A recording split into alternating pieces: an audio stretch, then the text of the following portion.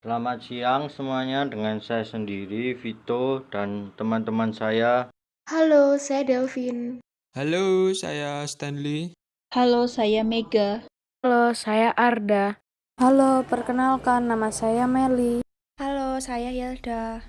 Apakah kamu tahu bagaimana cara membuat jus mangga? Tentu tahu dong, aku tahu cara membuatnya. Bahan-bahan yang dibutuhkan dan alatnya apa saja ya?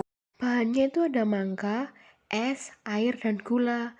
Alatnya tentu saja blender. Setelah mengetahui alat dan bahan, selanjutnya adalah Selanjutnya, kupas dan potong mangga, lalu masukkan bahan ke dalam blender dan setelah di blender tuang ke dalam gelas. Setelah itu siap dinikmati. Oh, gitu toh caranya. Ternyata mudah sekali. Oh iya, kalian tahu nggak makanan yang lagi viral sekarang? Oh, yang lagi viral di TikTok itu loh, odading yang rasanya seperti Anda menjadi Iron Man. Oh iya, ngomong-ngomong tentang odading, kalian tahu nggak sih asal-usulnya? Waktu itu, odading viral karena seorang yang bernama Nandar Ukandar atau Ade Londo yang ingin mempromosikan makanan khas Bandung yang bernama odading.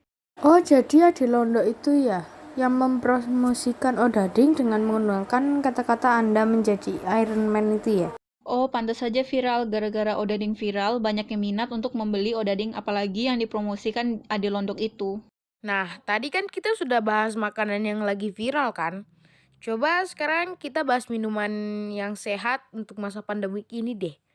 Kalau yang aku tahu sih jamu sinom. Kalian tahu nggak?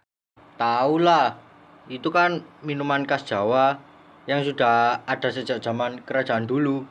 Setauku sih minuman ini dibuat dari campuran air, asam jawa, daun asam muda, alias sinom, gula asli, dan juga kunyit.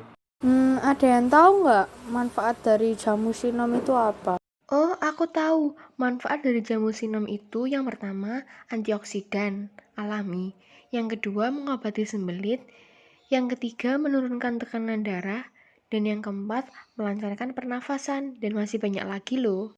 Walah, jadi begitu ya. Oh iya guys, kalian tahu nggak di negara Indonesia ini banyak terjadi perubahan kadar penduduk. Menurut kalian, apa saja sih faktor-faktor yang mempengaruhi dinamika penduduk ini?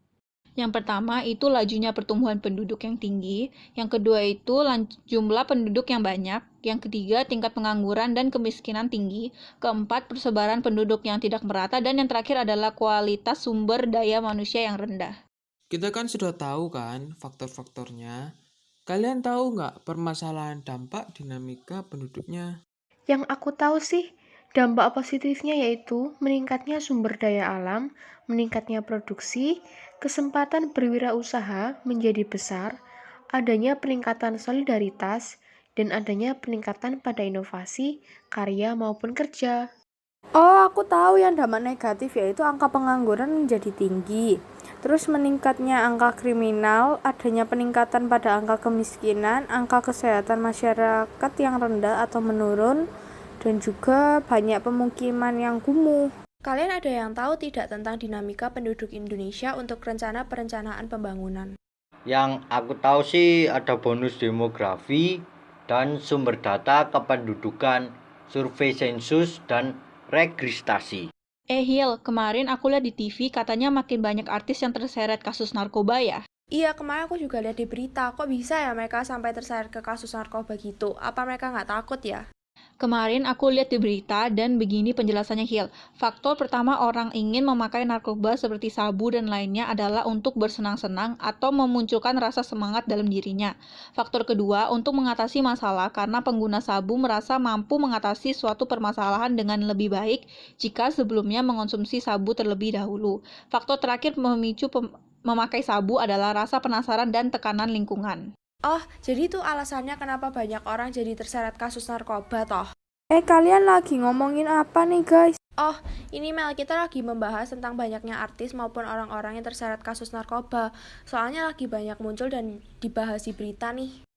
Walah, iya sih, kemarin aku juga lihat di berita dan mamaku itu bilang bahwa cara menjauhkan diri dari narkoba itu ya selektif dalam pergaulan, terus hindari keluyuran malam, jangan melawan nasihat orang tua.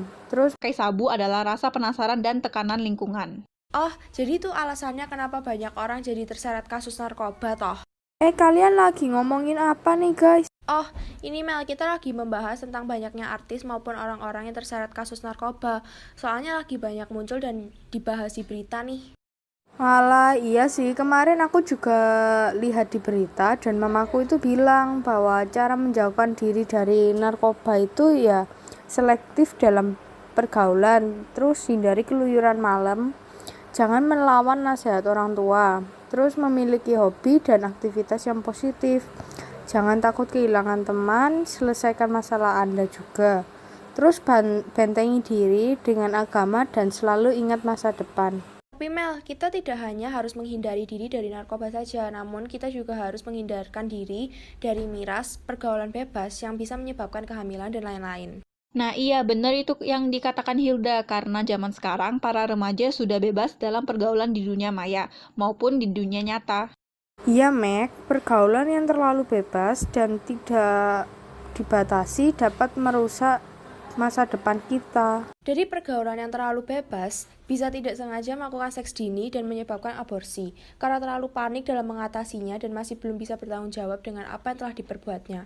Oleh karena itu, kita harus bisa membatasi pergaulan dan pintar dalam memilih keputusan, agar tidak menyesal di kemudian hari. Apalagi kalian tahu kalau seks bebas bisa dapat menyebabkan HIV atau AIDS gak? Oh iya, aku pernah juga dengar yang itu. Aku juga pernah dengar ya, dan itu katanya sangat berbahaya sekali virusnya.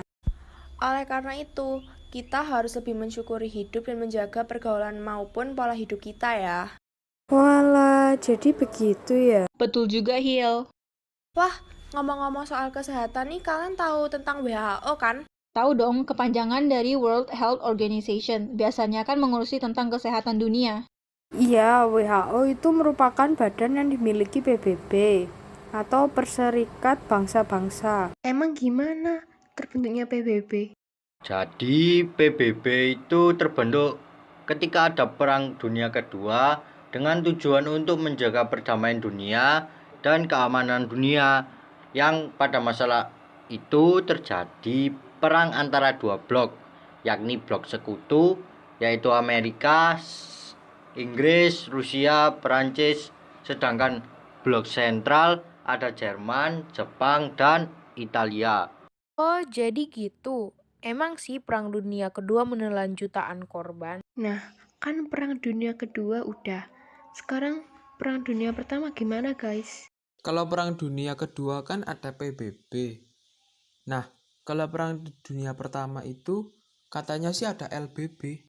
Apa itu? Namanya Liga Bangsa-Bangsa. Tujuannya sama sih, menjadi kedamaian setelah Perang Dunia ke-1. Namun LBB ini sudah tidak ada dan dibubarkan. Emang kenapa kok sampai bubar begitu? Ya, karena memang negara-negara anggota masih banyak melanggar ketentuan LBB dan juga benturan kepentingan antara negara anggotanya. Oh, jadi gitu ya. Perang Dunia Pertama ada LBB dan yang Perang Dunia Kedua ada PBB yang bertahan hingga sekarang. Iya, begitulah.